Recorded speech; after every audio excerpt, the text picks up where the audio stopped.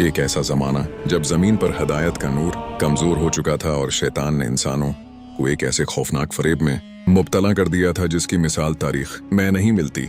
एक अजीम अलशान मुजस्मा जिसकी चमक और हैबत ने ताकतवर बादशाहों और आम लोगों की आंखों पर अंधापन तारी कर दिया था। वो कोई आम बत नहीं था, वो बाल था, शैतान का सबसे बड़ा और खतरनाक हथियार, जिसे ताकत, बारिश और जरखीजी का खुदा मान लिया गया था। लेकिन ये बाल आखिर था कौन? उसकी पूजा का आगाज कब, कैसे और किसने किया? हजरत इलियास अलैहिस्सलाम को इस सरकश कौम की तरफ कैसे मबूस किया गया? आज से हजारों साल पहले शाम के इलाके में, जिसे आज हम लबनान, शाम और फिलिस्तीन के नाम से जानते हैं, एक निहायत सरसब्ज और शादाब खता आबाद था। ये इलाका अपनी खूबसूरती, बहते चश्मों और लहलहाते खेतों की वजह से पूरी दुनिया में मशहूर था। इस खते में एक अजीम अलशान शहर आबाद था जिसे इस वक्त के लोग बलबक कहते थे। इस शहर के लोग खुशहाल थे, अल्लाह ने उन्हें हर नामत से नवाजा था। लेकिन जब खुशहाली हद से बढ़ जाए और दिलों में शुक्र बाकी ना रहे तो शैतान के लिए रास्ता आसान हो जाता है। शैतान ने उस कौम को बहकाना शुरू किया। वो लोग आखिरकार एक बहुत बड़े और खौफनाक मुजस्मे के सामने झुकने लगे जो सोने और कीमती धातों से बनाया गया था। उसे एक बुलंद मकाम पर नस्ब किया गया था ताकि दौर दौर से दिखाई दे।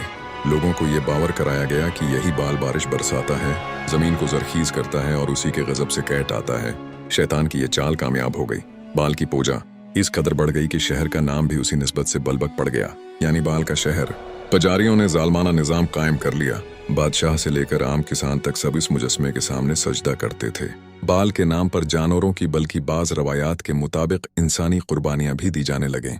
माशरा शर्क, जुल्म और गमराही में डूब गया। जब जमीन पर गमराही अपनी इंतहा को पहुंच गई तो अल्लाह की रहमत जोश में आई। अल्लाह ताली ने उस सरकश कौम की तरफ अपने अजीम पैगंबर हजरत इलियास अलैहिस्सलाम को भेजा। आपने निहायत हिकमत और नरमी से दावत हक पेश की और फरमाया, ऐ मेरी कौम, क्या तुम अल्लाह से नहीं डरते? क्या तुम बाल को पुकारते हो जो खुद तुम्हारा महताज है? क्या तुम बेहतरीन खालिक को छोड़ देते हो? अल्लाह ही तुम्हारा और तुम्हारे आबा व अजदाद का रब है। ये आवाज जब गूंजी तो बातिल के ऐवानों में जलजला आ गया। बादशाह और पुजारियों ने सख्त मुखालफत शुरू कर दी। हजरत इलियास अलैहिस्सलाम को धमकियां दी गईं और उन्हें कत्ल करने की साजिशें होने लगे। अल्लाह के हुक्म से हजरत इलियास अलैहिस्सलाम ने वहां से हिजरत की और पहाड़ों और गारों की तरफ चले गए। उसके बाद इस कौम पर अल्लाह का अजाब नाजिल हुआ। इनके अकीदे के मुताबिक बाल बारिश का खुदा था, मगर अल्लाह ने आसमान को रोक दिया। बारिश बंद हो गई। एक साल गुजर गया, जमीन खशक हो गई। दूसरा साल आया तो चश्मे खत्म होने लगे। तीसरा साल कहत की शिद्दत ने तबाही मचा दी। लोग भूख और प्यास से मरने लगे, जानवर खत्म होने लगे, अनाज नापीद हो गया। अब वही लोग अपने बत के सामने रोते गड़गड़ाते रहे, मगर वो बेजान मुजस्मा कुछ न कर सका। हकीकत उन पर वाज़ेह होने लगी कि ये सब धोखा था।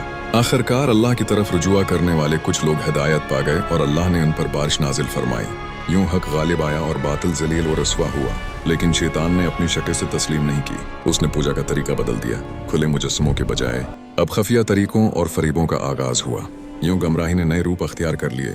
यही वो फिक्री और नजरियाती जदोजहद है जिसमें हर दौर में इंसान हक और बातिल के दरमियान आजमाइश में रहा है। आज भी इंसान के सामने यही दो रास्ते हैं, अल्लाह की हिदायत या शैतानी फरेब।